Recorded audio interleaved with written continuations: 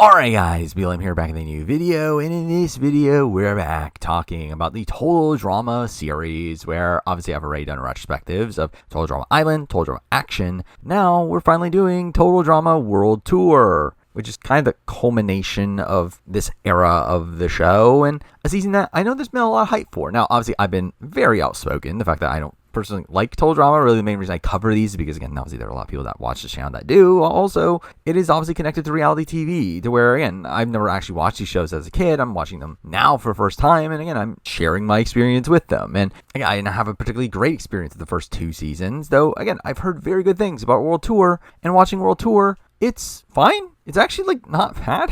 Where, again, like, I think this is actually a spot here where I do think World Tour is the best season of the bunch, and I do think it is probably the season that I have the least amount of qualms with, though at the same time, it still doesn't really excel to any significant degree. I don't think it's a show that if I watched as a kid, I would be thinking, oh my god, this is the greatest show of all time. Yeah, it's still a show that, again, it does, again, follow up on the last two seasons pretty well. Again, obviously having the same reoccurring cast, but again, now those characters being a lot more developed, having more interesting storylines. I think playing around with the reality TV tropes a bit more than at least the last season did, to where, again, I think ultimately for me, I do think World Tour is the best season of those I've watched so far, and it's one that I feel like kind of lives up to the potential of the show, even though, again, that potential is not something that I'm personally that invested in. But either way, we'll be running through the season from beginning to end, like I do with these other retrospectives, starting off with episode 1, where these players are getting their third chance at getting $1 million, which they'll surely get. But we get introduced to the cast in groups here. First up with Duncan, Heather, Gwen, and Courtney, with Gwen joking about Heather's hair, because we need to bring that back, even though, to be fair, again, it does actually come up again after this. Where thankfully they get rid of that gag from last season. Though, obviously, we get the setup here of Courtney being jealous at Gwen and Duncan, joking around with, again, this love triangle being a very strange storyline for a kid's show. It's through a while, obviously, again, like kind of reality TV coded. It does feel weird to have this all in a kid show of, again, two characters in a showmance, and then someone is like cheating on their showmance while on the show. Again, very strange dynamic here. But anyway, we also get returning favorites like Noah, Cody, and Ezekiel, obviously the greatest characters of all time. Though finally, again, they do end up forgetting to introduce Ezekiel, which with Ezekiel coming off very cocky, saying he was a first boot last time, but now he's stronger and faster, which feels like a very tropey confessional that obviously leads to a downfall.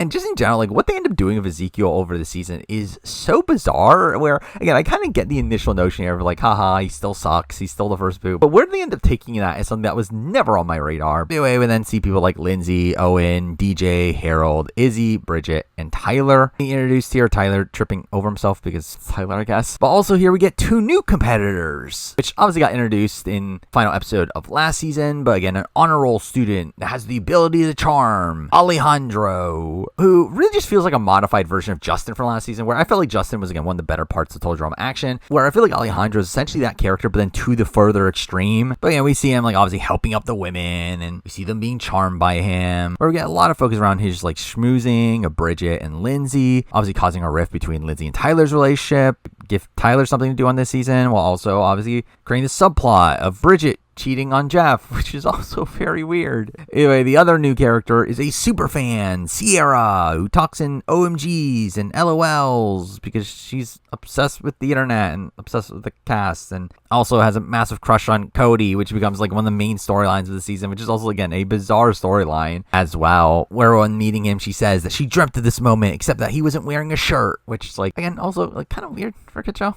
Anyway, a big beat-up plane ends up arriving, introducing us to the concept of the show, which is obviously Total Drama World Tour, where, again, they're going on a world tour, going from location to location, which I do think is actually an interesting twist here to the Total Drama series, where obviously, again, initially it was Total Drama Island, again, all taking place on the island, obviously parodying Survivor. Then we got Total Drama Action, which, again, didn't really even follow that many reality TV trends. Instead, again, just kind of followed film genre trends. While here, I feel like this actually is an interesting twist in the fact that it's kind of still going along with that Total Drama Action side of things, and again, more so focusing around stereotypes of specific cultures and locations around the world, which I will say can be problematic as we move along. But still, I do think, again, it kind of takes that idea while also still, again, having an aspect of the reality TV tropes here. Again, the fact that you are going around the world, many of the tasks revolve around racing. Again, definitely very amazing race coded. You also have the other addition to the season in that they have to sing. which obviously correlates to like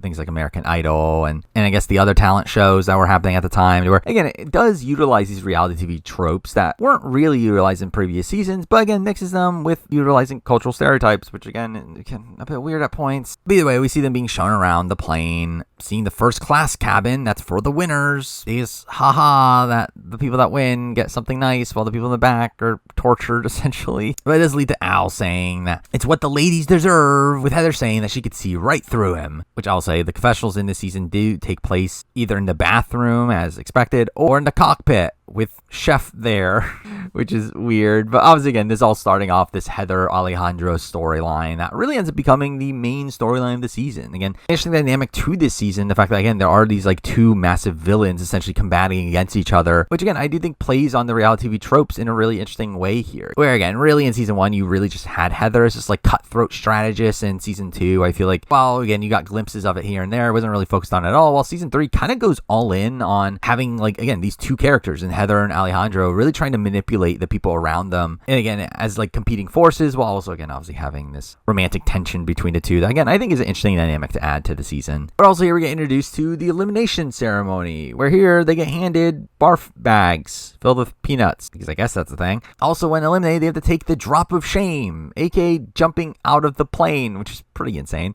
And to show this off, we have Chris instantly throwing Ezekiel off the plane, with Chris saying eliminations are final, where, again, kind of dumbly, like, I really find that if this is a real reality show, the host could just, like, kick someone off the show, like, instantly for, like, no reason. But it's here where we finally get introduced to the singing aspect of the show, with Duncan saying that girls sing and Duncans don't, which, it's like, what the fuck does that mean? Either way, we have Chris ringing the bell, which is the indication that it's musical number time, where we get our first musical sequence of the season, them singing a song, Come Fly With Us, which is weird, and really just in general, these musical sequences don't do much for me. I mean, while again, I do appreciate the fact that, again, it does call back to an aspect of reality TV, while also, again, playing into this, like, wackiness of adding this, like, musical nature to the season. I don't feel like any of these songs from the season really stuck to me. I feel like all these just came off kind of cringy in how they were portrayed, though, again, some of them are utilized to move along the narrative, or at least emphasize what's going on in the narrative. But here we do end up seeing everyone singing, except for Duncan, who only ends up talking, with Chris revealing the rules that every contestant has to sing every episode, which doesn't really end up happening. There are definitely episodes down the road that individual people don't sing, so again, this is kind of a weird thing to mention.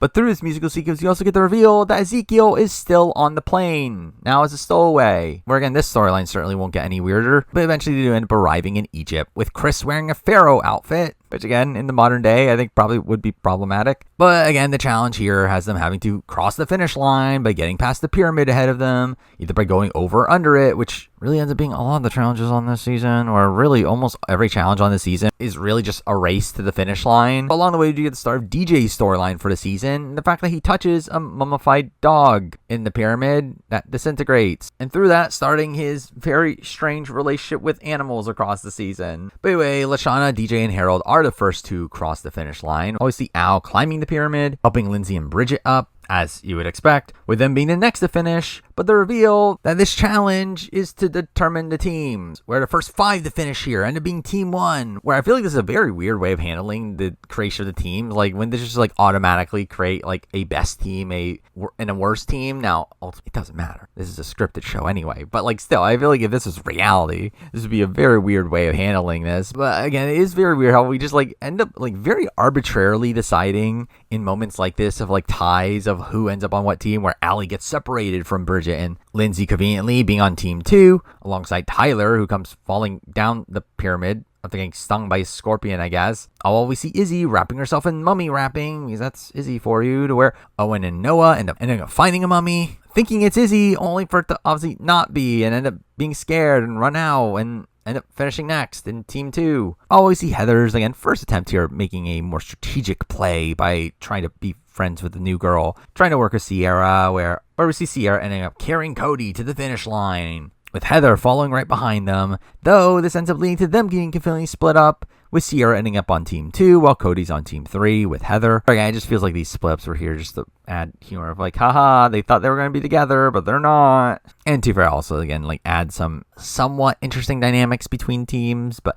anyway, we see Courtney and Duncan working together here to go over, with Gwen going along with them, leading to a lot of arguing between Courtney and Gwen, as expected. But it's midway through this that they're told to sing, with Duncan refusing and proceeding to quit the game, which is kind of funny. Or again, I'm sure we'll never see him again. But either way, Izzy ends up being the one to come in last, running in with the mummy in hand, where alongside her she has the mummy from earlier, with the reveal that mummy is Ezekiel somehow. And now he's allowed back in the game because of Duncan quitting, for some reason being added to Team 1, which makes no sense. Why is he being added to Team 1 when Team 3 was the team that Duncan was going to be on? Or again, at least in that world, like, it kind of makes sense to balance out the weakest team by having the most people. But no, we're just going to give the strongest team another person. But either way, we see them having to create their own team names, with Team 1 being Team Victory, which surely won't be ironic. Team 3 becoming Team Amazon, because it's all women except for Cody. And we see Sierra naming Team 2 Team Chris is really, really, really, really hot, because I guess that's the title that works, and obviously Chris ends up agreeing to that. But we end the episode with the teams also getting rewards for the next phase of the challenge, with Team Amazon getting a camel, Team Chris getting a goat, and Team Victory getting a stick, which obviously feels like a weird tier system for reward, with the best team getting the worst advantage. So again, we'll get to it. And then we get to episode 2, where we continue off in Egypt, with the challenge here being a camel race, a race to the Nile, where you have to bring your rewards with you to the finish. Which I guess in that world, technically the stick is better, right? Because like you only need to bring a stick. You don't need to like actually get an animal to go alongside you. Though obviously, again, it's also not going to be that helpful in terms of actually getting there. You wouldn't think, at least. But on their way there, we see them getting attacked by scarabs, which is now time for a song. Where again, this was bizarre. This is probably one of the weirdest songs in the entire season. Again, literally just seeing all the boys snapping their fingers, singing "It's mating time for scarabs," with the song being called "It's lovin' time," where we literally hear them saying "Scarabs get busy now," which is like, what the fuck am I watching? Like, I think this is probably one of the most surreal moments of watching any show ever. It's like, what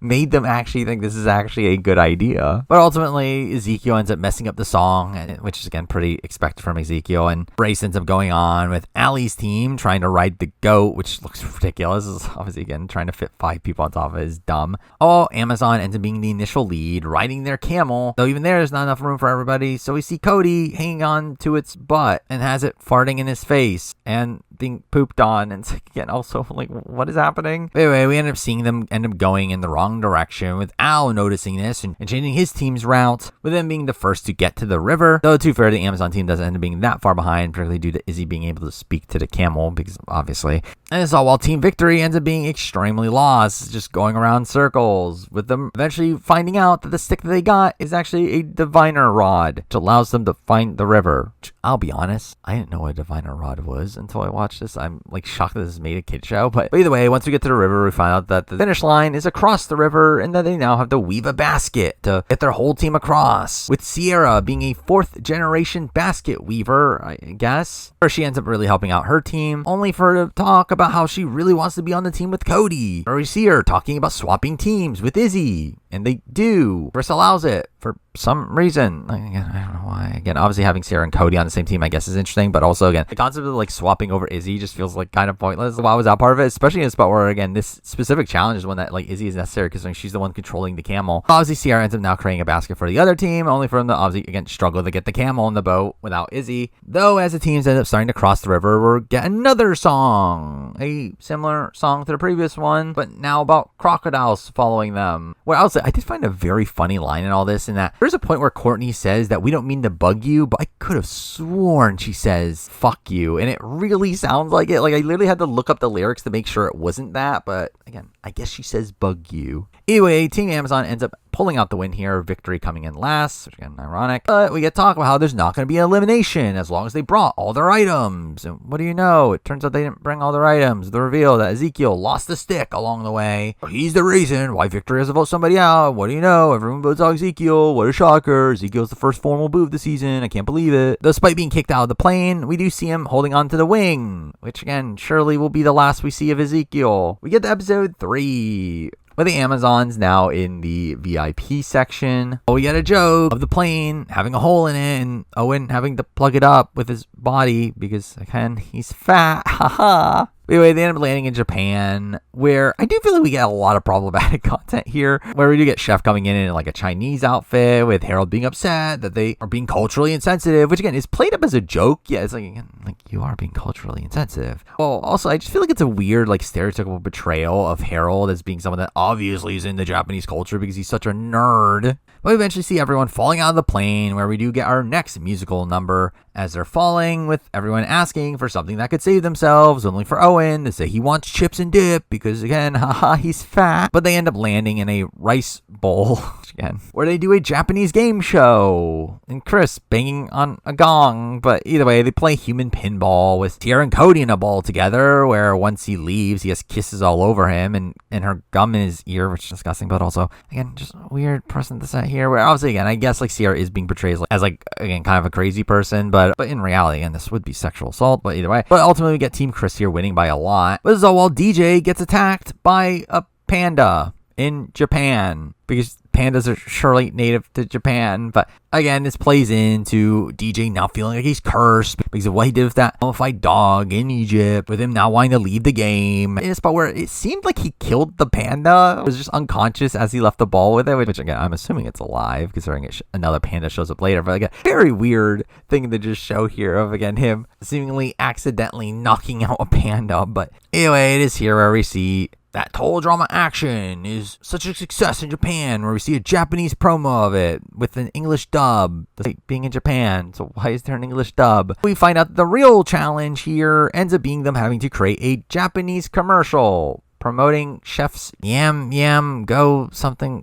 fish. Again, obviously, like, a really over the top name. It just plays into, again, these like Japanese stereotypes. Where we've seen Team Chris make their commercial, a Godzilla commercial essentially, but with Owen as the Godzilla, because again, haha, he's fat, and haha, they're in Japan. While Team Amazon can't agree on an idea, with them storming off, arguing with each other. We see Cody and Sierra ending up doing it on their own, resulting in a really nonsensical mess of a commercial that actually gives them the win, obviously, with Chef liking it because it had exploding donuts. And I did find it kind of funny, the moment of, like, Sierra saying group hug immediately afterwards, so getting upset at everyone for hugging Cody during it, which again is just ridiculous. But then we get to the herald of it all, with him leading his team because he has a dramatic image of mixing Kurosawa, Miyazaki, making a samurai commercial for candy, and who would have guessed it, leads to them losing. This is what leads to our first, like, moment of, like, Al becoming a big villain on the show, him souling Harold, telling him that we have honor like samurais, and that girls like Lashana like guys with honor. Obviously, again, trying to lead Harold into doing the honorable thing, where we see DJ being proceeded to be voted out, even seeing the panda vote for DJ, I guess. But before Chris is able to say DJ's name, Harold speaks up, saying that he's brought this honor to his team and sacrifices himself to restore the balance. Like, fake killing himself with a lightsaber and throwing himself off the plane without a parachute. This is obviously all ridiculous, but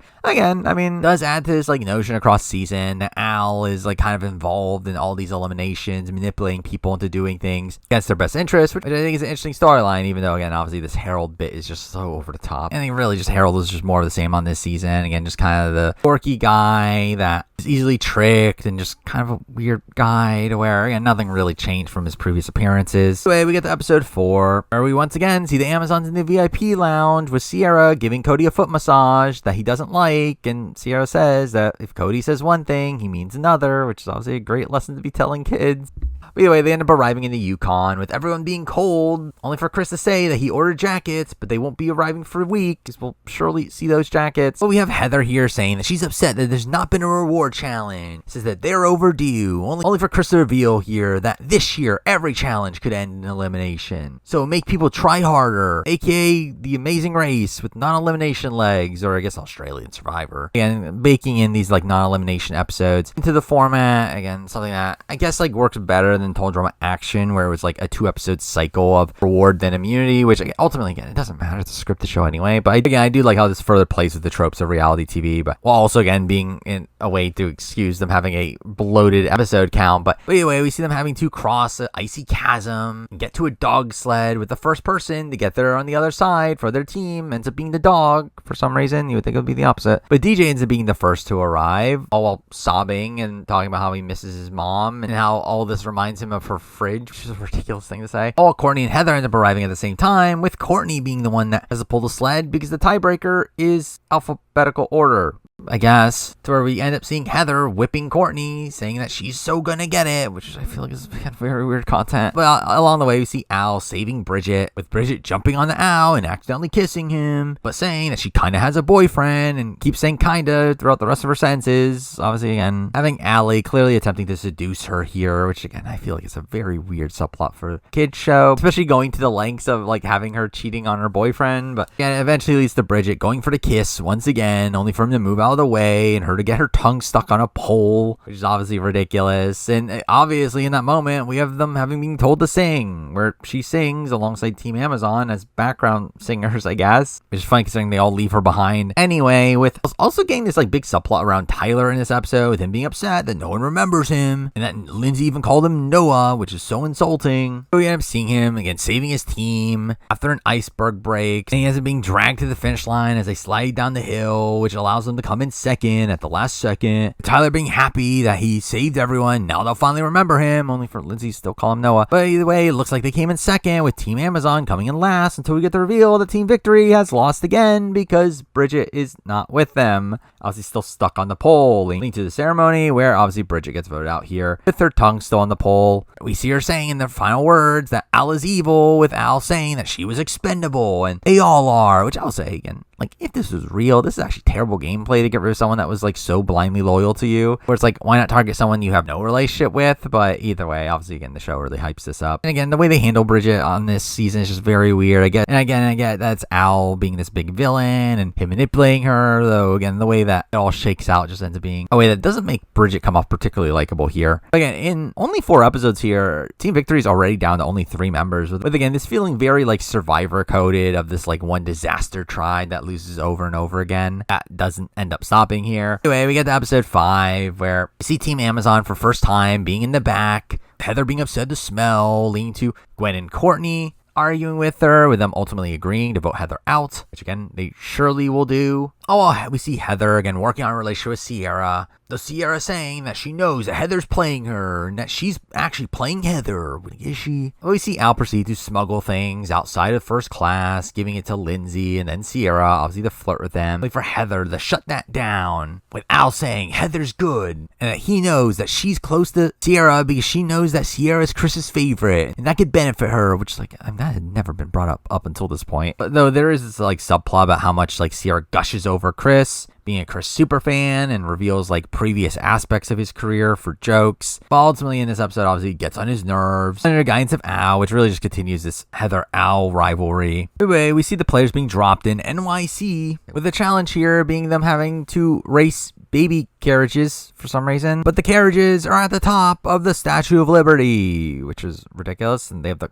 climb up a rope to reach the top. It's like, how? And to be fair, I did find this sequence to be pretty boring. It does go on for a while, but afterwards they have to then find their way to Central Park with a team member in the carriage to be like a baby because haha. Though obviously along the way we get a musical number as they go off with them singing about New York, which is obviously just very Broadway inspired. But ultimately we have the challenge being them having to bob for apples, which obviously end up being these massive apples, during which we see DJ proceed to be attacked by turtles, which is very weird, which I guess like correlates to like the Ninja Turtles and them being from New York, but I don't know. But Team Chris ends up being the first to arrive, only for the reveal that Heather swapped out their carriage to sabotage them, leading to Team Amazon winning. Again, it ends up being this like first point where Heather like ends up undercutting Al, but ultimately none of it really matters, as it turns out to be a reward challenge where they win whatever's inside the apples, which ends up being candy. And apples and a meat grinder, which is all very strange reward. Anyway, we get to episode 6, which is the first Aftermath episode, because we're doing this again, where Jeff is now hosting the show with Blaney, along with obviously all the other remaining players from previous seasons being on the panel. There's a lot of focus here around Duncan and Ezekiel having gone AWOL, which I wonder if that will lead to something. While Jeff avoids talk about Bridget and pretends that she doesn't exist, all leading up to these musical sequences. First with the reunion of the Drama Brothers, which I definitely care about, but another one that actually progressed the story with Bridget singing to Jeff about how sorry she is, and they make up and make out. Yay. Which again, also a weird message to be telling kids that, hey, it's okay if you cheat as long as you're being manipulated. But either way, Blaney ends up being upset at them getting back together. Upset there's no more drama, so she quits, where we'll definitely never see her again. But anyway, it takes us to episode 7. With Cody now sleeping with bells around him to protect himself from Sierra, only for her to think that's a sign that he's into her for some reason. But also here we do get a segment about Lindsay and how she doesn't remember Tyler still, saying that he's gone and that he's never coming back, only for us to get a musical sequence where she finally remembers him. So cool. But anyway, this episode is taking place in the German Alps, where the first task of the episode has them having to take raw meat at the top of the mountain and make a sausage with it, and use that sausage to ride down the mountain, which is bizarre. And obviously Owen, being Owen, eats all the raw meat, though they're allowed to use Owen as the ride. What? And who would have guessed that in tradition, DJ gets attacked by a goat on the way down, because that's just the way this goes. But we also get the reveal that this was all just a challenge to determine what outfits they wear for the following challenge, because all that definitely matters. Though a member of the losing team has to wear this tight German outfit that Cody doesn't want to wear, so he convinces Sierra to take it for him, only for Chris to say no because she wants it, so he gives it to Cody anyway. Who would have guessed? It ends up being a dancing challenge that has them having to hit each other while reciting a German dance, with Lashana defeating Heather, knocking out her tooth, which I guess becomes her new thing in this season, where we now see her with a chipped tooth. This ends up distracting Al to the point where Team Amazon ends up winning here, with both Al and Heather thinking that both of which did these things intentionally to throw the other one off, which obviously, again, really from neither of their perspectives, it was purposeful. Obviously, Team Victory ends up losing once again, with Lashana finally being eliminated here. Not really explained why, outside of Al blowing her a kiss goodbye, implying his involvement, but we don't really see him do anything to cause that. And also, it kind of makes no sense why Lashana's getting voted out here in a spot where she's someone that got them a point over Heather. But either way, none of this makes sense, which again, you wouldn't expect from Total Drama. And like, really, I don't feel like Lashana really brought that much on this season. She was just kind of there, where I felt like obviously a lot of Heather's storyline revolved around Alejandro, to where through that, again, I think her rivalry with Lashana kind of got shafted, and again, Lashana herself just got shafted across the season. But then we get to episode 8, which has them going to the Amazon, where the challenge ends up being to get to Machu Picchu and find a treasure. Again, what a unique challenge. Though we have Cody here being worried about his allergies and says that he might need to take an EpiPen, where he wants to give it to somebody to carry it around, picking Gwen instead of Sierra, which upsets her, only for her to ultimately be the one to use it anyway by the end. So again, all that was kind of pointless. But again, we end up seeing the other two teams go left, while Sierra wants to go left alongside them, as again, if they're wrong, at least they're all together, which to be fair is a pretty decent strat, especially for something like The Amazing Race, only for Gwen to want to go in the other direction, as she doesn't care if she loses, as they have an obvious person to vote out, because that person will definitely be voted out. But we do get Lindsay and DJ being the first to finish here, and being a victory for Team Victory, that, again, if only this victory mattered. Oh, we get a subplot over Owen accidentally giving Al a black eye, and Al being annoyed at him, where once Owen is kidnapped by caterpillars, Team Chris ends up just moving on without him, only for them to not be able to finish because they need Owen with them, which again, how'd you not realize this, considering this was a rule in previous challenges? But either way, Al ends up going back and rescuing him, pretends to be his only friend, but again, none of this matters. All Team Amazon ends up being ambushed by the Zing Zing tribe, a tribe that's conveniently never made human contact, and they end up being captured by them, which again, just feels like them playing into these like very negative tropes of like native tribes, which I just find very weird, but again, leads to a weird musical sequence as well, with the tribe just joining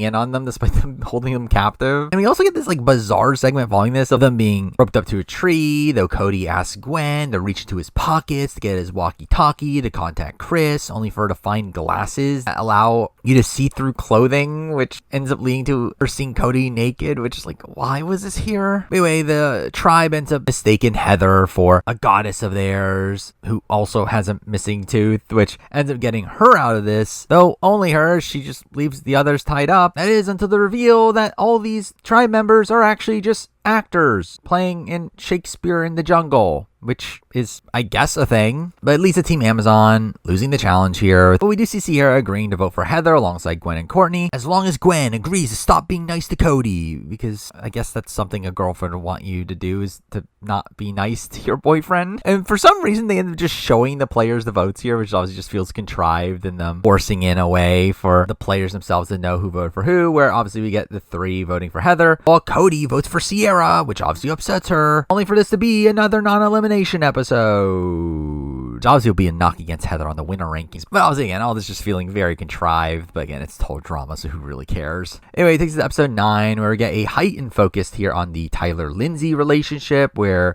he ends up trying to say, I love you, but she instead is just excited to buy clothes for him, which... Again, I'm sure this relationship will surely not matter by the end of this episode. Where again, like obviously the focus on them here, again, surely their relationship won't matter by the end of this episode. But here we see Heather, for some reason, still being positive about her team, despite the fact that they almost voted her out, saying that they're going to win because they're not distracted by boys, cutting to Sierra obviously sobbing over Cody. Anyway, they end up arriving in Paris and go to the Louvre, where teams have to find a famous sculpture replica that has been broken into multiple pieces and have to reconstruct it. Total drama fashion, they're also being chased by a gorilla, a bear with a chainsaw, and a baby seal from the Yukon that wants revenge on DJ, which, I mean, what a challenge. But anyway, Cody ends up trying to apologize to Sierra, but she isn't listening, with Chris being upset that they're not focusing on the challenge. So instead, we get a musical sequence with Sierra singing about Cody and Cody admitting that he misses her bugging him, wants to go back to the way they were before, with the reveal that Sierra was actually never mad at Cody and that she just wanted the attention and play hard to get. Again, just kind of a weird dynamic there.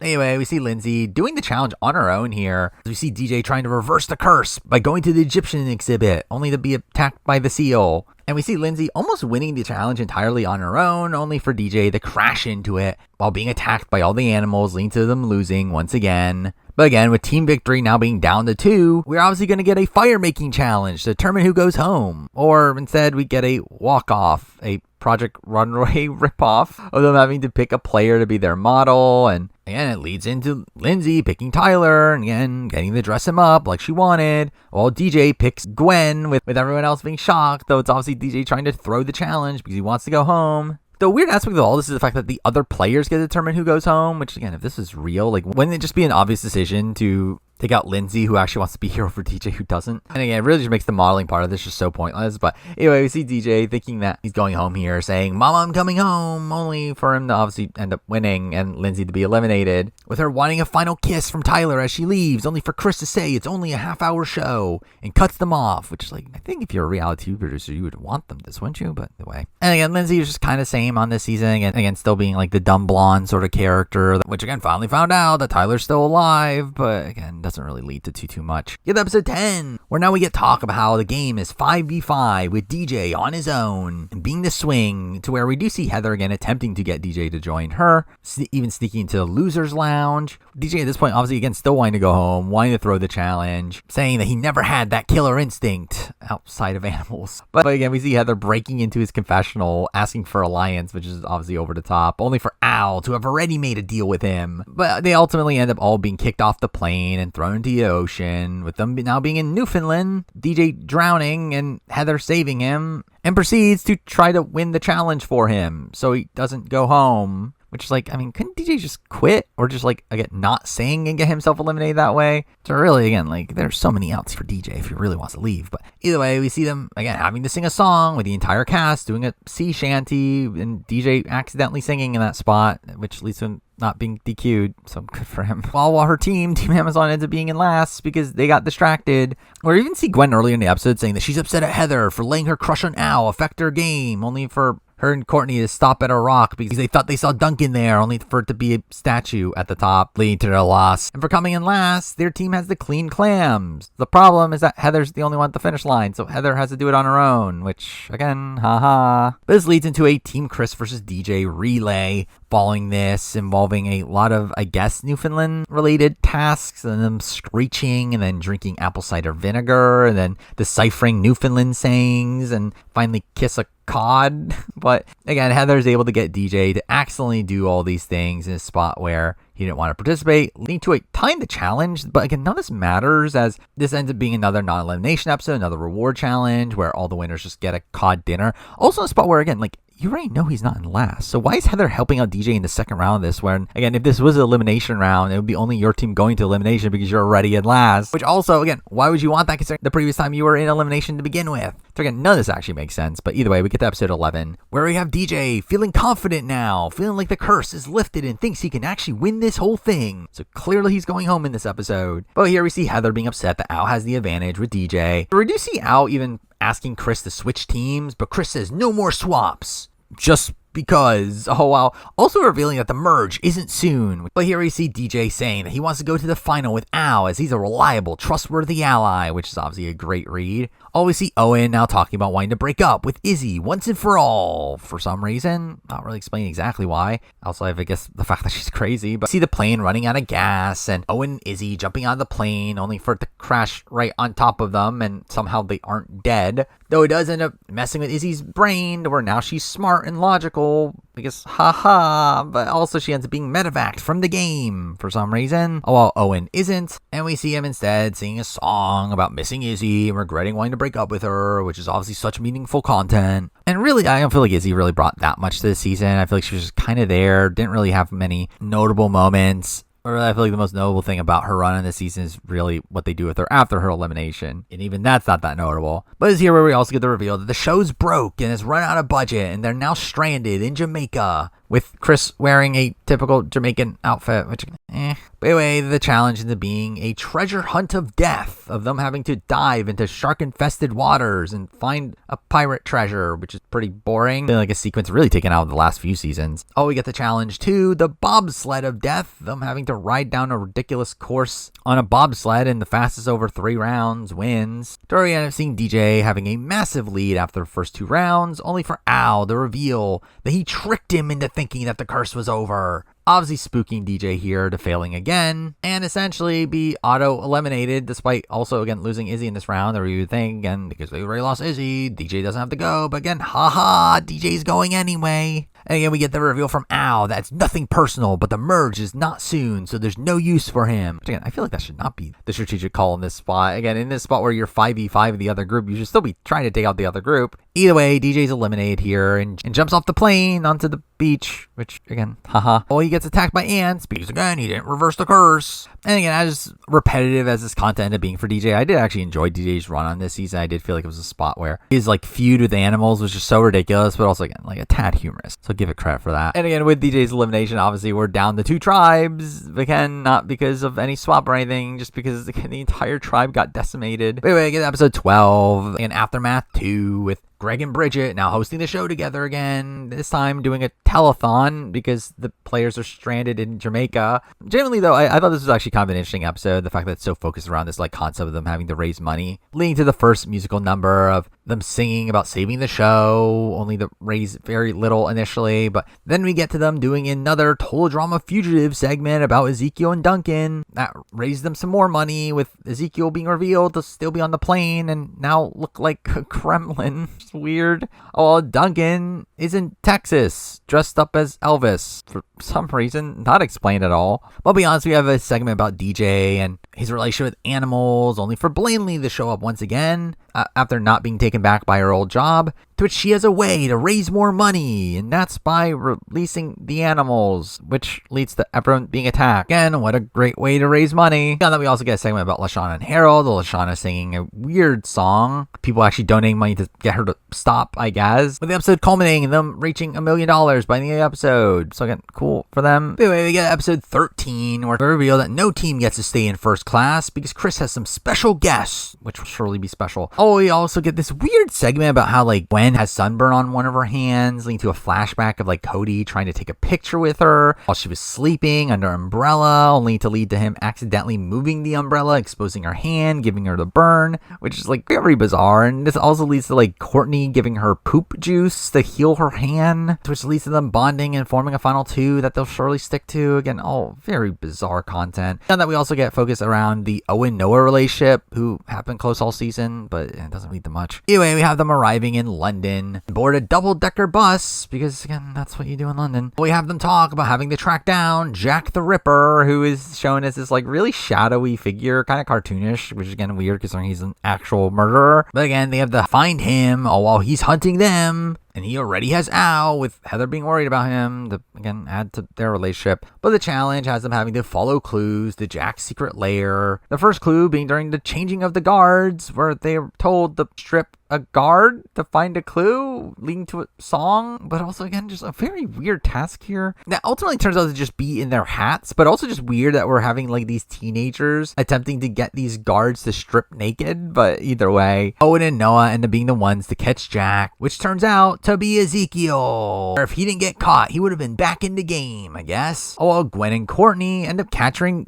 Duncan somehow, and he's now forced to re-enter the game on Team Chris, which ends up being the losing team, as Team Amazon is rewarded the win for capturing Duncan for some reason. Like, that doesn't make sense. Like, what does any of this mean? I was, again, the challenge that had you having to find Jack the Ripper culminate in Courtney and Gwen finding Duncan and that giving them the win, and also Duncan now being added to the team that loses. Again, Noah gets voted out pretty anticlimactically here in a season where I didn't feel like he had much to do. Oh, while we see Ezekiel still hanging onto the plane, so good for him. Oh, we also see Gwen and Duncan secretly kiss, with Tyler seeing them, which I'm sure this won't be brought up again. Taking us to episode 14 with a lot of focus on the Courtney, Gwen, Duncan love triangle, with Courtney being excited that he's back. So again, we have Gwen saying that she feels like a terrible person but hopes it happens again. Where I just feel like this is such a weird portrayal of this like cheating storyline. But again, we have Chris saying that he wants to recreate the original Olympics by going to Rome, only to be told that's obviously from Greece, with Chris being upset at his intern and proceeds to throw one of them off the plane. But obviously then now plans on going to Greece instead, which again, obviously from a realistic perspective, this makes no sense. Like, how would you plan everything this quickly? But either way, once there, we do get, again, another weird mention of like how the original Olympians competed naked, leading to Owen stripping, and Chris saying no, competing naked would only be in the case of a tie, which why is that the case at all, especially with teenagers? But either way, the games end up being these 1v1 matchups, with the first being a scavenger hunt, aka pretty much every other challenge on the season, it being Gwen versus Duncan, with Al noticing some tension between Gwen and Duncan, but also leads to, again, another kind of meta moment of Sierra talking about how they have shippers, and it starts to rattle off showman's names for her and Cody, which I don't even know if this was that common at this point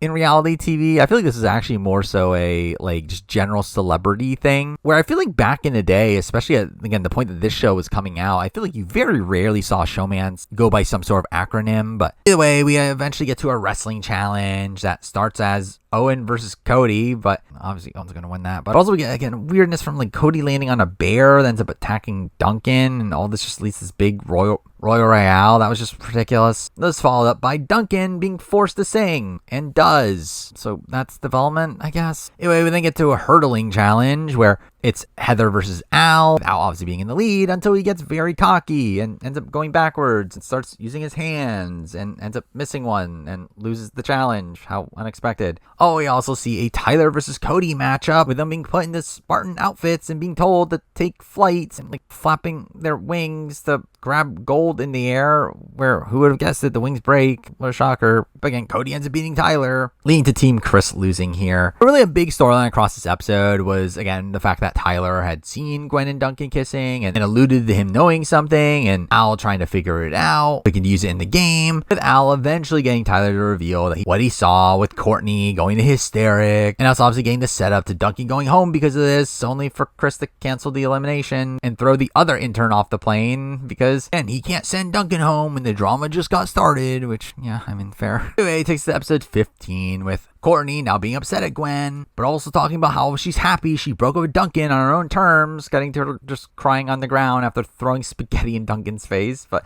again, Al ends up wanting to now use Courtney to throw Duncan and Team Amazon off, telling her that she could flirt with somebody to make him jealous, which again, I would have thought that this would have been him trying to hook up with her, but instead she ends up directing this towards Tyler, despite Tyler being with Lindsay, and again, this is kind of weird. But ultimately, the group gets attacked by a UFO, with them landing in Area 52, with the challenge being to sneak into Area 51 and grab an artifact, which again, typical challenge, though. Very much felt like a sequence out of Total Drama Action, with it feeling like it kind of just like parodies Alien tropes here, but especially with, again, talking about how like, oh, if you get caught, your memory will be wiped and you'll be taken to an alien colony. But again, it ends up leading to them just all interacting in these like weird alien contraptions, like us seeing like Cody get cloned and Sierra squeezing the clone only for it to explode into slime. We also end up seeing Owen get captured by aliens and experimented on. Weirdly, we do see Owen ending up getting rescued here in a spot where he leaves with like Joker makeup on, which is like, why? And this is all we do get another musical segment with Courtney calling Gwen a boyfriend kisser, and just showing ways that she wants to hurt Gwen, which is weird. And also here we see Courtney trying to throw the challenge, only for Gwen to find an artifact on her own and win it for her team, because Chris decided to bring back a disintegrated alien, but again, it doesn't count because it's not intact, I guess. But again, Tyler ends up being voted out here, with Courtney declaring revenge because she definitely cared about Tyler. But again, another spot where I don't feel like Tyler had that much to do, especially once Lindsay ends up leaving here.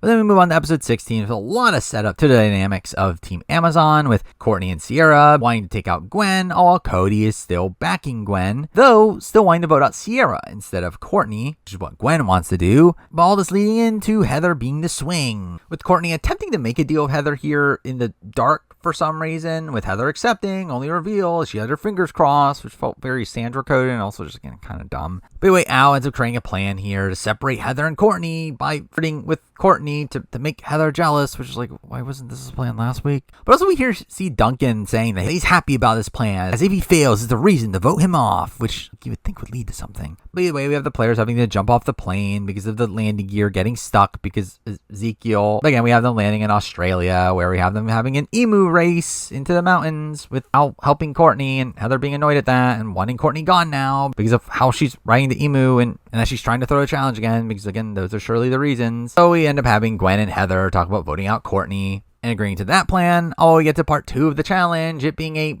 bungee jump off a rock and to grab a sheep at the bottom, where we get another song sequence after Cody catches one, with the song being about sharing sheep. Again, very weird, but Team Chris ends up winning despite that, where again we see Cody agreeing to vote out Courtney, with Heather pretending to Courtney that she's voting out Gwen, to where we get to the vote off with the reveal of 2 votes Gwen, 2 votes Courtney, 1 vote Sierra. Cody having voted for Sierra again because he was delirious from him getting attacked by a dingo at the end of the last challenge, I guess, which again is very strange, very contrived. Either way, again, no revote. It's just a straight up tiebreaker. Tiebreaker being to feed a koala bear eucalyptus, which why? And who would have guessed it? Gwen is allergic to eucalyptus. And we end up like really rushing through this elimination to where like it's literally just a couple seconds and Courtney comes out the winner, to where again Gwen gets eliminated here, which is very strange. So obviously again a pretty big part of this season, though I do find it weird how much they reduced their character to just being in love with Duncan and having this rivalry of Courtney over a man. But either way, we get to episode 17, where we see Heather still targeting Courtney and being jealous over her getting closer to Al. All we get focused on around Owen being in the middle of Team Chris, with both Al and Duncan vying for his loyalty, with Duncan trying to get him to turn against Al, pretending to be best buds with him, which doesn't seem to work. Anyway, we see them landing in Sweden, with everyone being cold still. They reveal that they still haven't gotten those jackets. Anyway, they're given material here to assemble a ship out of wood, though aren't explicitly told what they have to build, though we end up seeing Al figure it out right away, while Cody makes a model of Gwen's face, and still having a crush on her, I guess, but at least the Team Amazon fighting amongst each other, and them being forced to sing again, what unique content. And this is all while Al's team again creates a Viking ship, and proceeds to rip off his shirt, with obviously Heather and Courtney being distracted by this, though ultimately the challenge here ends up being this like weird naval battle, with like Owen captaining his team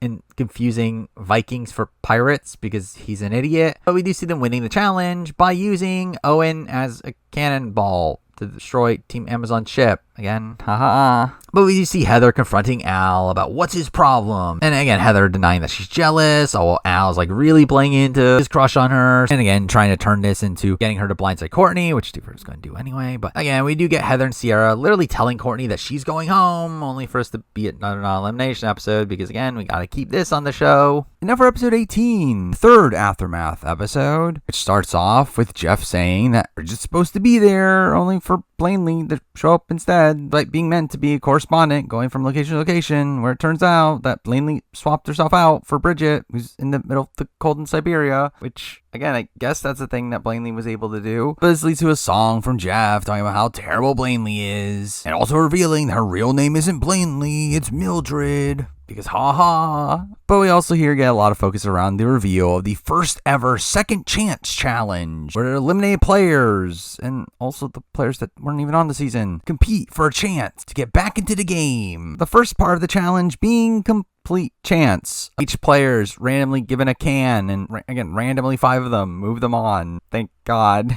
Again, obviously that was riveting TV. But either way, we end up seeing Lashana, Lindsay, Beth, Noah, and Tyler end up moving on in this spot, to where we then get to the proper Second Chance Challenge, which is a total drama board game, where they have to roll dice and do tasks based on the spots that they land on, which and it being tasks related to previous challenges, which I actually kind of like this concept. I mean, really, it is essentially a competition that was utilized on BB Can 2 years later, to where I do wonder if they like took inspiration from this, but also beyond that, again, I just think this is a fun comp idea, again, if it was real. But we see Tyler being in a wheelchair and is ultimately falling through a trap door. We see Noah not even trying, but ultimately ends up being attacked by aliens anyway. We see Lashana getting beat up by a kangaroo, which is bizarre, only for Harold to jump into a rescue, only to be beat up as well. But we do see Lindsay in here completing some tasks and eating peppers and bouncing meatballs on her nose like a seal, which is bizarre. Oh, we also see Beth creating a haiku praising Heather and catching Jack the Ripper, which felt like way more difficult task. Anyway, Beth ends up being in this spot where all she needs to do is answer this final question. She re-enters the game, or really enters the game because never in it to begin with, only for Blanley to try to give her the answer because for some reason she has a vested interest in who goes back into the game. And what do you know? She ends up being the one to technically answer the answer first, and ends up going into the game instead because obviously we need Blanley on a total drama season. But also, again, obviously just feeling like the most total drama thing ever, and really just all this again feeling very bizarre that this is how this all played out. But it takes us to episode 19, which starts off with a shot of Ezekiel eating a rat's cheese and sneaking away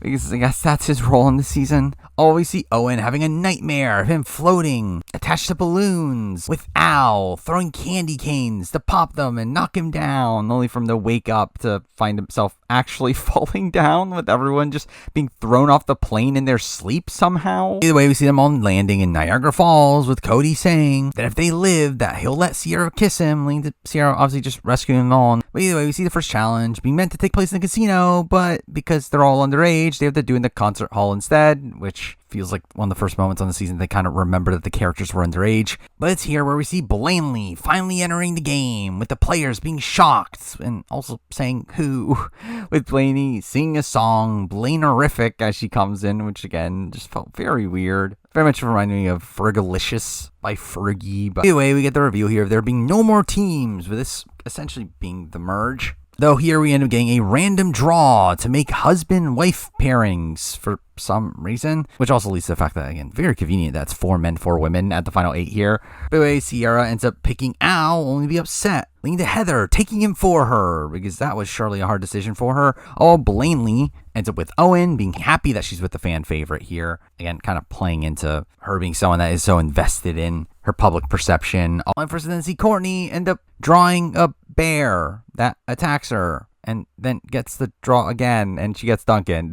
You're obviously Sierra ends up being left with Cody, where conveniently all these duos line up to who their romantic interests are. Who would have guessed that? But it ends up leading to a blindfold challenge, where you see the men having to navigate the women to their wedding dresses, with Heather and Al ending up being the first to finish. Oh, well, Cody doesn't even try, and we see Duncan and Courtney being as dysfunctional as you would expect them to be. Though we do see Al here trying to help them, as he wants both of them to stay in the game, because they're his allies, which obviously plays into his character. Owen just doesn't know how to give instructions, I guess. And it leads to Blanley just eating cake and later farting, which her, again, kind of taking these tropes from Owen, because I definitely needed more Owen tropes on the show. But anyway, the next part of the challenge has the groom having to carry the bride across a rope, with Al throwing the competition here to not appear strong. Play into that trope. Oh, well, Duncan and Courtney end up winning the challenge because, again, that a couple that's dysfunctional end up winning the challenge. Though, again, both end up being immune here. So we do get to a vote where it's not even really explained what ends up happening here, but we do end up seeing Al making a deal with Sierra for her to do what he wants in exchange for him making her and Cody's wedding official, because I guess Al can do that.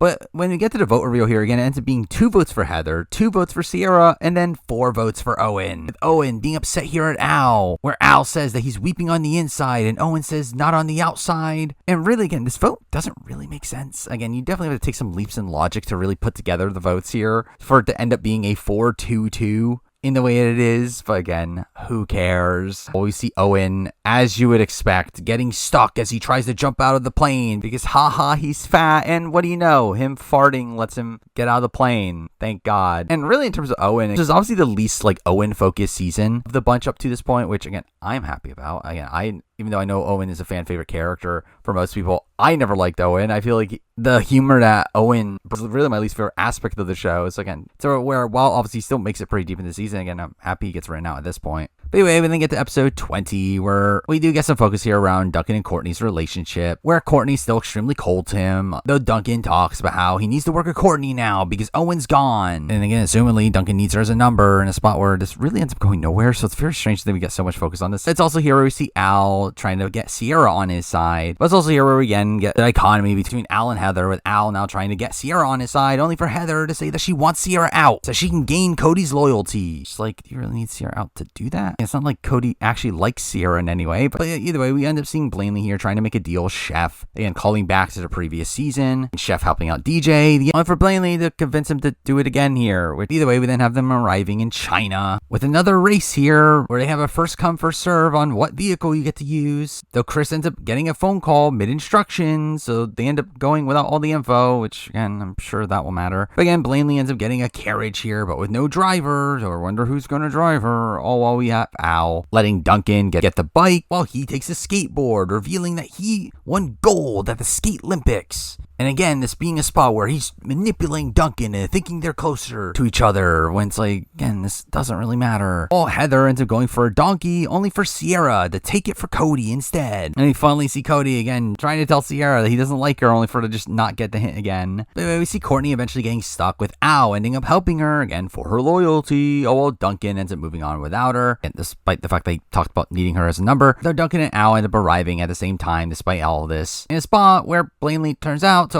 already be there, having been driven there by Chef. And again, none of this matters because there's no prize for first, and really everyone that finishes ends up participating in the next part of the challenge anyway. Challenge 2 ends up being them having to eat Chinese delicacies in grasshoppers and larvae, and clearly paralleling these gross food challenges, which again, obviously pretty classic in reality TV, though also again probably hasn't aged to grace, especially in the way that they're described to the audience. But again, I did also find it very bizarre here how we get Chris introducing each item they have to eat through song, him also ending up being dressed in traditional Chinese clothing, which again just felt wrong. So again, Courtney did not finish, so she is not participating in the challenge, so talks about how she has a strong stomach. Al says, good to hear. He's been dreading the gross food comp, to Al every round pretending to drop his food, with Courtney being shown chewing, so again, I wonder what's happening there. Oh, Blanley gets different food than what the others have, where again, clearly Shelf is helping her there. Kind of being an interesting segment here of again, 2 of the participants just cheating and getting towards the final. Oh, well, Heather ends up being upset after noticing this, to where she ends up convincing Chris to force Blanley to switch food with Sierra, and for Courtney to wear a mask so she can't eat food for the final round, ending up leading to Sierra easily winning the final round, taking Cody with her to the VIP, which he's surely happy about. Always see Al leading a vote against Blanley,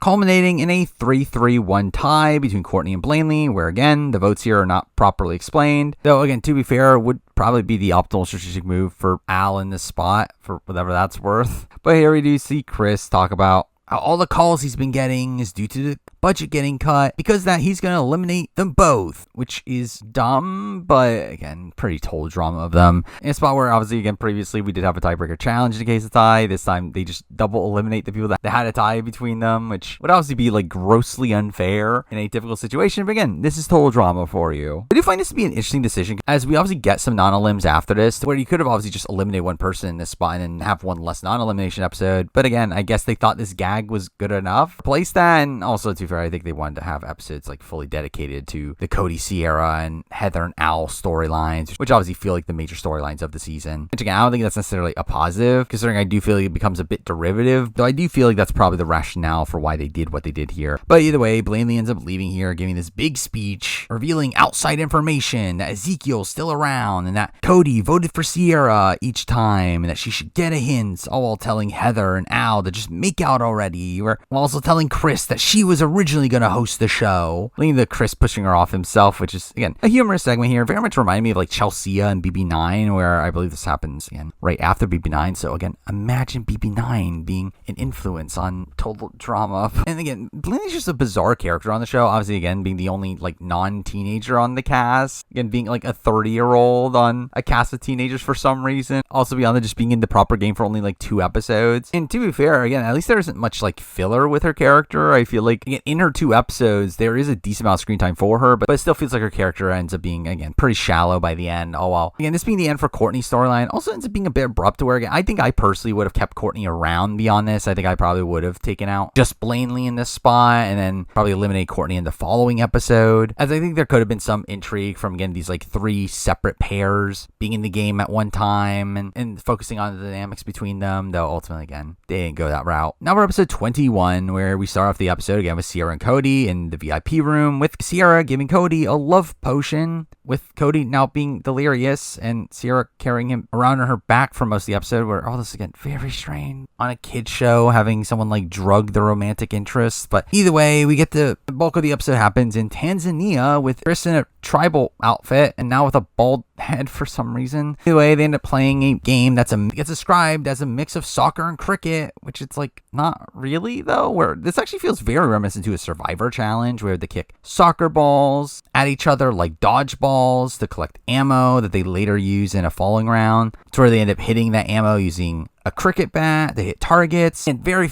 much feeling like old school Survivor, but ultimately Heather wins here. And again, it's just a reward that, again, ends up not being too impactful. Just deciding how many tranquilizers each player gets in Challenge 2, where Challenge 2 ends up being a bizarre challenge, and the fact that we get the reveal that Ezekiel is now a monster that they've captured in a cage and is now a feral creature, which is like, what? But anyway, again, they each get their tranquilizer balls, and the challenge now is to catch Ezekiel, where right away we see Duncan wanting to work with Alejandro and Heather, but Heather refuses and leaves, only for Al to reveal that he stole her ammo somehow and for some reason, which leads to her getting attacked by a lion. But again, nothing comes of that. Oh, we proceed to see everybody accidentally knocking each other out with their tranquilizers, leading to obviously they're out being forced to sing as they get up, which is, again, just bizarre. But anyway, Al ends up winning the challenge here by tricking Duncan to falling into blood berries, I guess. And again, he ends up being used as bait for Ezekiel, where Al ends up capturing him. Following this, so we see Heather and Al create an alliance to pretend to not be working together, but actually knock out the others one by one, which,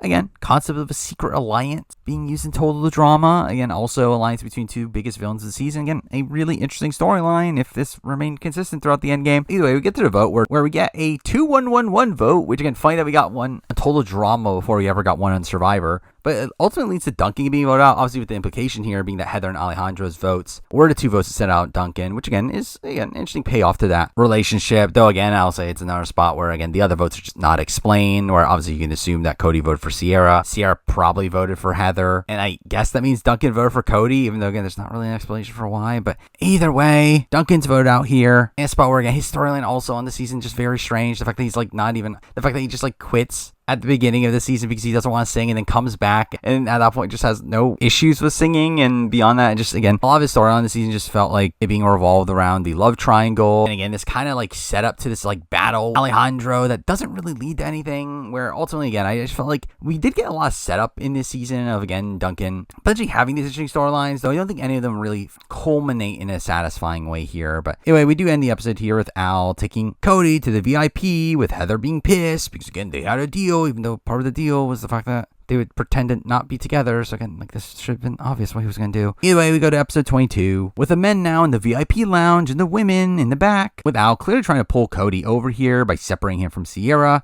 by giving him candy, I guess. And we see Heather trying to pull in Sierra as a number here to vote out Al. Only for Sierra to not believe it. She would never vote out Alejandro, even though again will. And really just in general, again, obviously this ends up being a final four here that's comprised of two pairs. Two, again, potential romantic relationships in a spot where, again, obviously that does feel a bit contrived to a degree, obviously in the fact that these are like the two major storylines of the season. Also, again, I think you definitely qualm with the fact that these relationships do last this long, where, again, for me personally, I do think the Al-Heather dynamic is one of the most interesting ones of the season. Mind you, I did not need the romantic angle of it personally. I do feel like it would have been fine as is, just being these two villains acting separately for most of the season and coming together at the end to go to the final two. I think that would have been a satisfying enough storyline, though, again, considering it's a kid's show, I guess they felt the need to add this sort of romantic aspect to it. While, again, I do feel like the Cody-Sierra relationship is one that, again, does go on for a bit long here, and especially considering how derivative it is, it all just being Sierra being super into Cody, and Cody just not being into her, and her just not taking a hint, to where, again, I do think that is definitely a complaint I would have. How this season plays out is the fact that, again, I do think that storyline probably gets dragged out for a bit too long here. But either way, the bulk of the episode happens out in Easter Island, where we get the iconic statues being replaced by statues of the eliminated players, which again, weird. Oh, Chris is in another tribal outfit because, again, anyway, we have the challenge being them having to go on an egg hunt where they have to find 3 eggs and get to the highest point on the island, where we do see Sierra collecting eggs for Cody, with her telling him that they're now parents of 6 chicks, again, acting as if these eggs are their kids, which again is kind of crazy. Oh, Cody ends up helping Al, with Sierra being upset that he's making the wrong decisions for their family, and Al being upset at Al, saying that he's a homewrecker, because again, that's clearly not an insane thing to say in this moment. But obviously, again, this entire episode does focus a lot around the men versus women dynamic. Al and Cody now working together, and Heather and Sierra now working together. And we now have part 2 of the challenge being them having to return these eggs back into their nests, the nest of a giant condor, with them being told to sing as they do so, because obviously, where we see Al going first, singing about how handsome he is, only for him to be knocked down, only for Heather to ultimately end up winning the challenge here. But again, the vote itself ends up being kind of obvious here. Sierra getting voted out here, with Cody celebrating, only for the reveal that it's just the reward challenge. And with her deciding to take Al with her to allow Cody and Sierra to spend the night together, which again, she says is strictly strategic, because it surely was. Anyway, it takes us to episode 23, where we see Al editing a photo of Cody and Heather to make it look like they're sleeping next to each other, which is again, very weird. Though again, obviously playing to his villainous role, with him then proceeding to show this photo to Sierra, now with Sierra now saying that she wants to kick Heather's butt, which I will question. Why does Al want to do this? As again, this is obviously just putting a bigger bullseye on Heather's back, where wouldn't this ultimate play just be to redo what literally just happened and take out Sierra? As obviously Sierra's always going to take Cody, and while Cody might take Al, and I think he's in a better position if it's Cody and Heather at the end. Mind you, it does end up being a traditional Survivor format anyway. But again, I think this is a move here that doesn't really make sense outside of just, again, Al being a villain for villain's sake. But again, it leads to Sierra being cold to Cody and Heather for the rest of the episode. Or most of the episode ends up taking place at a heritage site in Alberta, where they have to find dino bones to make their own dinosaur, with Al making an actual dinosaur, while Heather makes a Triceratops, which obviously Chris loves, though again, turns out Chris isn't determining the winner here. We see Cody making a small dog thing out of fossilized poop, I guess. While Sierra makes a broken heartosaurus, which is wearing a birthday hat, because it's Cody's birthday, with him forgetting it's his birthday himself, which, again, weird. But again, typically you would expect, again, Chris or Chef to determine the winner, but it turns out the winner here is determined by the fellow players for some reason. Them being attached to a lie detector that shocks them if they lie. So what do you know? They all pick Sierra. And really, who cares anyway, because it's all just a challenge to determine what tools they get for challenge 2, where the main challenge of the episode ends up being them having to dig up a barrel of oil. But it's during this that we see Cody seeing the the picture of him and Heather for himself and realizing that Al set them up. Sierra obviously realizing this now and now wanting Al out instead, with Cody and Sierra again kind of repairing their relationship to a degree here, finding a barrel of oil that Cody gives to Sierra, saying that she needs the immunity, while Heather ends up finding one for herself, only to then get stuck, with Al finding her and ends up singing to her about what he did to the other women and sings that this is how we'll end it, only to change his mind after Heather says that they're the greatest adversaries the game has ever seen. Is this really the way you want to end it? Which, again, obviously it's implied that Al changed his mind here due to romantic feelings. Again, I think it would have been better if it more so just due to this like more mutual respect that they would have had for each other based on the game. But anyway, Al ends up trying to make her promise that they'll never vote against each other and wants her to force a tie with him, only for Heather to say that she's worried that she goes to the end with him, that he'll win due to his challenge strength, taking us to the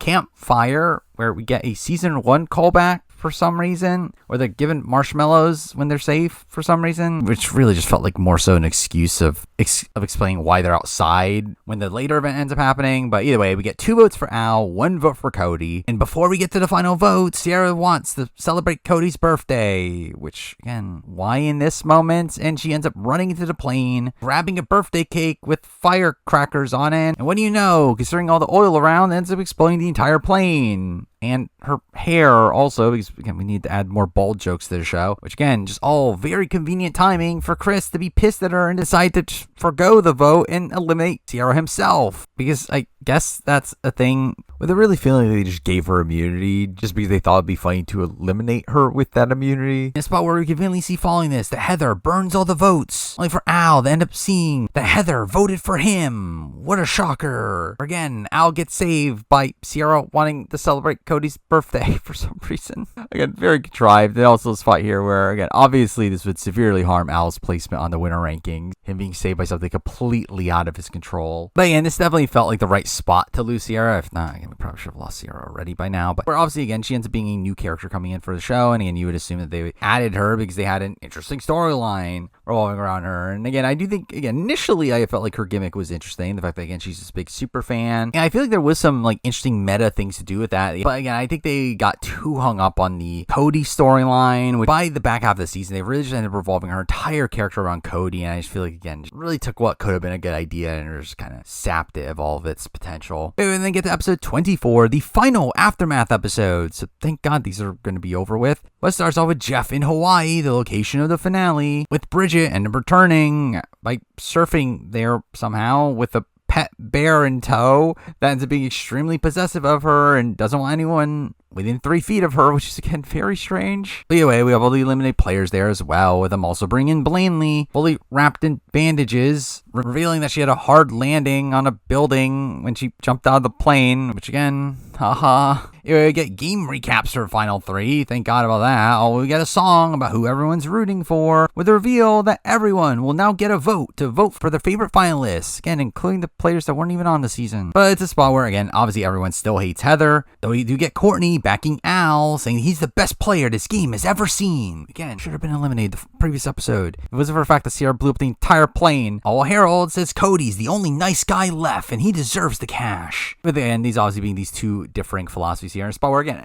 I do like these callbacks to reality TV history and kind of showing this, like, kind of dilemma over voting for the person you think played the best game or voting for the person that you just like more. But ultimately, we end up seeing Heather only have one supporter by the end, that being Blaney, who, again, is incapacitated and can't vote, leading to Duncan voting for her. And again, why would he make her vote for Heather? That makes no sense, especially when he's backing Cody. Anyway, Al ends up having 5 votes here, while Cody has a wide majority. Though it turns out their votes here are really just them determining who they're backing. It's about where they end up competing in a following challenge to give an advantage to the player that they're backing, which again felt very like genius coded to me. And also, I did find it funny that like Bridget ends up just forcing Owen, Eva, Justin, and Lashana to join Team Heather just so that teams could be equal, which again kind of ruins the point of them backing the player that they want. But either way, the challenge is for them to get lays at the top of a hill and then surf down the stream to the finish where they put their lay on the spirit animal of their finalists, which is like, why was that a thing? And again, who would have guessed? We get singing while this challenge is going. I never would have guessed that. But it all leads to Courtney winning for Al in a spot where supposedly no one was supposed to win this challenge and there is no prize, which obviously just leads to another like tiered reward of who gets what during the final challenge. But again, also like, how would you not think that someone would win this challenge? Like, that makes no sense. EOA takes us to episode 25, the penultimate episode, where we start off with them still being at the plane wreck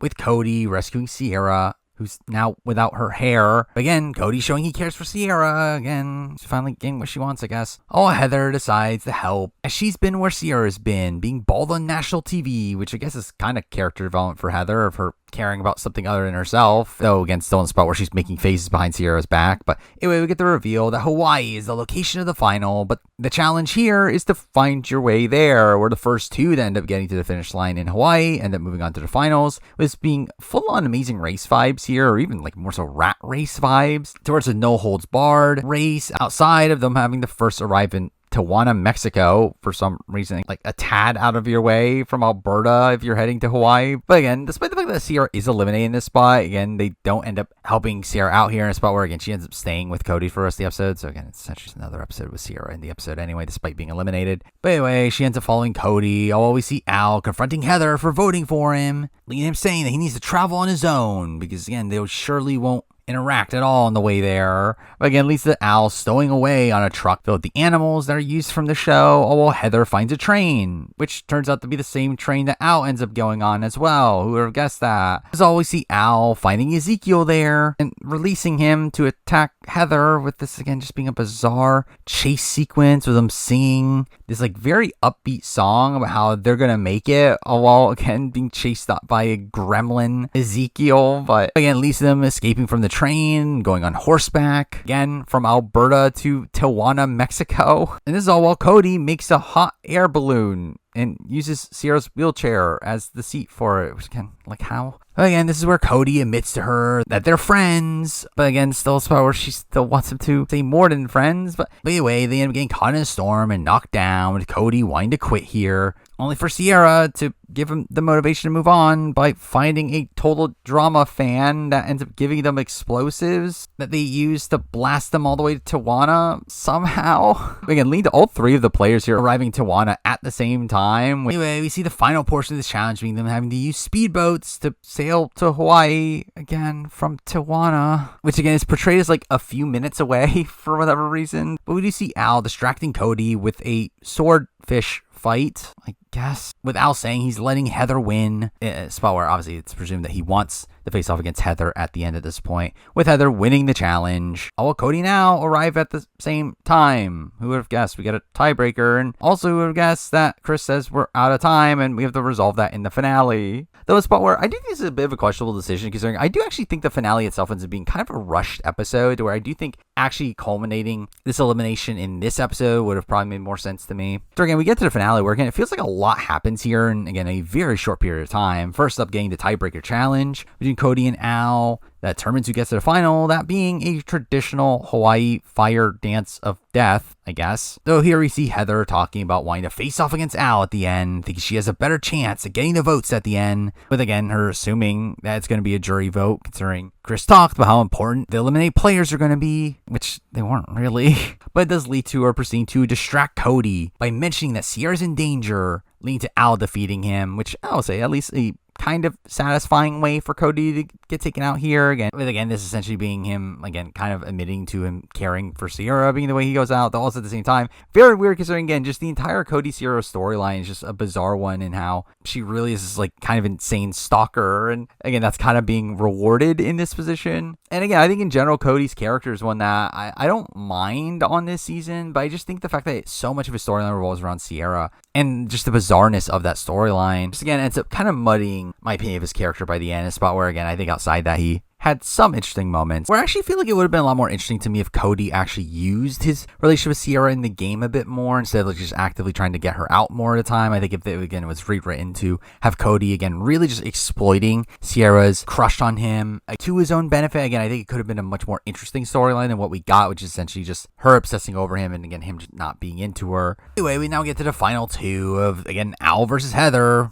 which again, fantastic final two for this season. I think it really is kind of making up for the previous season, where I think this is actually one where it really feels like, again, these two opposing forces across the season getting to the end against each other. Us seeing the final challenge being a kind of challenge-esque challenge of them having to, again, who would have guessed it, race to the top of the volcano, which is definitely something we haven't seen them do similar type of challenges of in the past. With them having to make sacrifices to the volcano, first having to make those sacrifices themselves, to which they have to pick two players here as helpers, with Al picking Courtney and Tyler, only for Tyler to be knocked out, because against Tyler, to where he ends up settling on Lindsay instead. Oh, well, Cody is now gung-ho against Al for eliminating him, even though it was Heather that distracted him to have Al eliminate him. It's like, and that's kind of a weird dynamic. But either way, Harold ends up joining along with him because he's always Team Cody, which again, like, why? Like, this doesn't really make any sense. Like, why wouldn't it be Cody and Sierra in that spot? And really, in general, you just think that there would be better, like, anti-Al options to utilize here than Harold. But anyway, again, we first have them having to create the sacrifice out of logs and a pineapple for some reason. And again, leads this very weird song, the final song of the entire season, of us having Al and Heather sing about, like, bossing around their helpers and being portrayed as these gods,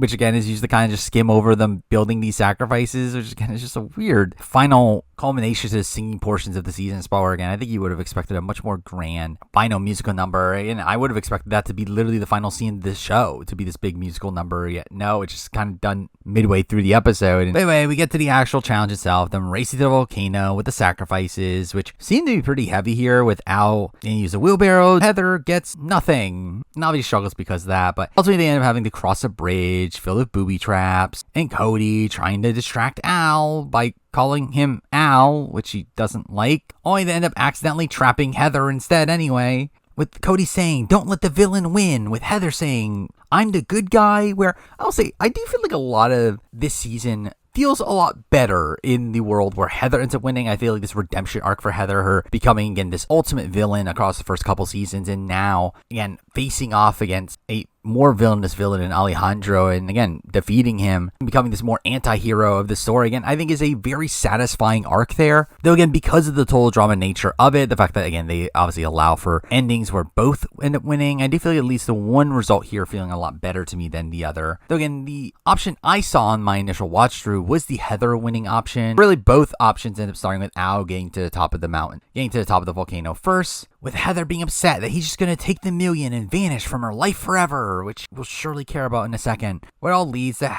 Alejandro declaring his love for her, which I guess at the end of the day is like shown as like a fatal flaw for Alejandro, theoretically, and depending on which ending you get. But in both endings here, we get Heather kicking him in the groin and knocking him back down the island, saying boys are okay, but the million is way better, throwing her sacrifice to the volcano, and then again, in the Heather option ends up winning here, which again, I think it's a fine enough conclusion. I mean, I do think, like, Heather, again, still having this, like, villainous way of defeating Alejandro is still, again, a satisfying enough ending. Though, again, I don't particularly like the Alejandro ending, especially in the fact that I think it's even worse by the fact that most of the ending plays out exactly the same. Where, again, even in that ending where Alejandro wins, he still ends up declaring his love for her, and she ends up kicking him in the groin and knocking him back down the volcano. The way Alejandro wins in this world is by Heather picking up the wrong sacrifice and throwing in Alejandro's instead of hers, which I guess gives him the win, which again, a very total drama-esque ending. So I'll at least give him credit for that. While also, again, showing Heather's like villainous ways, being this comeuppance for her. Though again, I do think a lot of this season really just ends up showing Alejandro as the bigger villain than her, to where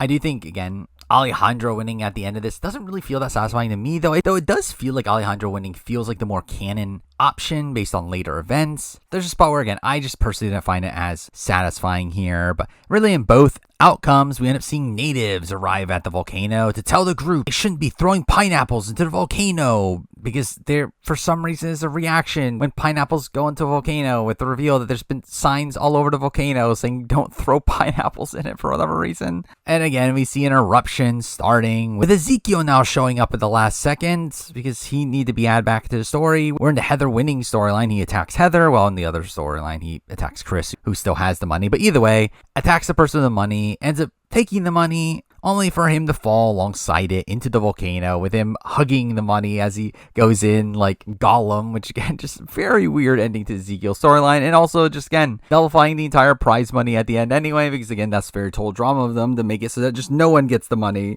But we get a final escape sequence here that again happens very abruptly, like literally like in the last like minute of the show. And spot where again, I do think for me personally, I would have rather had that Cody elimination happen in the previous episode, maybe given these sequences a bit more time to breathe. Again, maybe end it with a big musical sequence at the end, where otherwise again just feels very abrupt in how all this ends up culminating. And that again, we just see everyone escaping with Al getting overrun by lava, which again, blink and you miss it. Oh, Chris says that next time we'll see you with a new cast as these guys are gonna melt, which really only one of them really does. But even then, again, obviously next time will be all new players, which again, maybe I'll talk about that sometime. And all this leading to Ezekiel's burning body landing on Chris's boat and sinking it, which leads to everyone now having to swim away with Heather saying, do I get my million or not? Which again, I can assure you not. And again, that literally being the end of the season, which is again, a very abrupt way to culminate the season. That is, except we get a post-credit scene that again is the same under both endings, and it involves Al, again, having been run over by lava, now being put back together, turned into a robot, with this again clearly being a parallel to Darth Vader, where, I mean, this is again, I guess a few years after Revenge of the Sith, with again, this just clearly parodying the final scene of that movie, with Chris literally being dressed up in a black cloak like Palpatine for some reason. But again, we have them rebuilding him so that he can sign the paperwork, with the final moments of the season being Al asking what happened to $1 million, only to be told it's gone, and him yelling out no like Darth Vader. And again, this is so stupid, and again, makes no real sense under the Heather winning storyline, where again, why does he care at that point if he lost the game anyway? To where again, I think this scene in particular makes me very much feel like the Alejandro ending feels like the canon ending, as again, that's where this scene in particular makes a lot more sense. And also the spot where I guess like at the end of the day, like Alejandro still gets his comeuppance, even though he wins, he actually like doesn't end up winning by the end. And to be fair, again, even in the Heather winning ending, she doesn't really win by the end because she doesn't get the money anyway. It's like a spot here where I do think this post-credit scene actually probably recontextualizes the Alejandro ending a bit to make it a tad better. Though I still think for me personally, the Heather winning storyline is a lot more satisfying for Heather's storyline, while also still being satisfying enough for Al's. Where after a while, I do think Al winning here again, it actually does set up a